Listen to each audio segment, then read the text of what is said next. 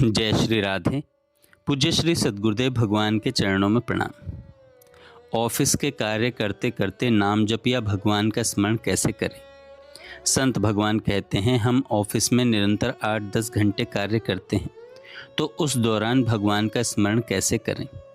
यदि हम उस समय नाम जप नहीं कर पा रहे तो उन 8-10 घंटों के कार्य को ही प्रभु को समर्पित कर दें, वह भी भजन ही माना जाएगा।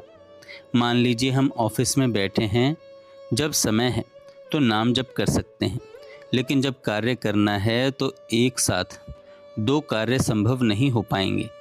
यदि थोड़ा भी चिंतन विचलित हुआ और हमें लिखना, पढ़ना, बोलना या अन्य कार्य करना पड़ा तो उसमें पूरा मन लगाना होगा। यदि एकाग्रता नहीं रही तो कार्य भी ठीक से नहीं होगा। ऐसे में हम उस कार्य को भगवान को समर्पित कर सकते हैं, क्योंकि सृष्टि भगवान की है और इसमें जो भी कार्य, जो भी पद है, वे भगवान के लिए ही हैं। स्वयं भगवान ने गीता जी में कहा है, मेरी उपासना करते हुए, मुझे ध्यान में रखते हुए जितने भी कर्म हैं वे सब मुझे समर्पित कर दो, वह भी भजन बन जाएगा।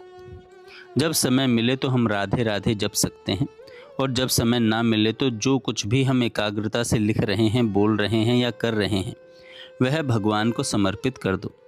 घंटे घंटे का समर्पण करें, जैसे पूरे 9 घंटे प्रभु को समर्पित कर दिए। यदि हम चतुर हों तो 1 घंटे को भी समर्पित कर सकते हैं। जैसे 60 मिनट हुए तो कहें, हे करुणामय प्रभु, इस 60 मिनट में जो भी मुझसे क्रिया हुई, जो भी स्मरण हुआ, वह सब आपको समर्पित है। इस प्रकार बहुत शीघ्र आपके जीवन में आध्यात्मिक प्रकाश हो जाएगा। यही भगवत समर्पण है, यही भजन है। हम जो भी कार्य कर रहे हैं उसे भगवान को समर्पित करते चलें। यदि समय मिले तो बीच बीच में नाम जप भी कर लें, और यदि समय न मिले तो पूरी एकाग्रता से कार्य करते हुए उसी को प्रभु को अर्पण कर दें। सबसे प्रेमपूर्ण व्यवहार करें, सारे कर्म कीजिए, लेकिन हर कर्म को प्रभु को समर्पित कीजिए। फिर देखिए, इससे बहुत जल्दी स्मृति जागृत होगी, हृदय पवित्र होगा और आपके भीतर यह क्लेश नहीं रहेगा कि मैं 9 घंटे बिना भजन किए कैसे कार्य करूं। अपने कार्य और कर्तव्य का पालन तो आपको करना ही है। मान लीजिए आप एक विद्यार्थी हैं, अगर आप मनोयोग नहीं देंगे तो विद्या का अध्ययन कैसे कर पाएंगे। आपको कोई परीक्षा देनी है, अगर मन नहीं लगेगा तो आप उसे कैसे पास करेंगे।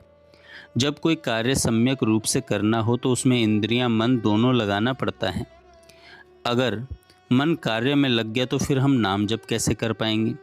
लेकिन यदि हमें यह स्मरण है कि मैं यह कर्म भगवान के लिए कर रहा हूँ, मैं यह पढ़ाई भगवान के लिए कर रहा हूँ, मैं यह परीक्षा भगवान के लिए दे रहा हूँ, तो ध्यान किसका रहेगा? भगवान का। भजन का स्वरूप केवल माला पर नाम जपना नहीं है। माला पर जप करना भजन का एक अंग है, संपूर्ण भजन नहीं।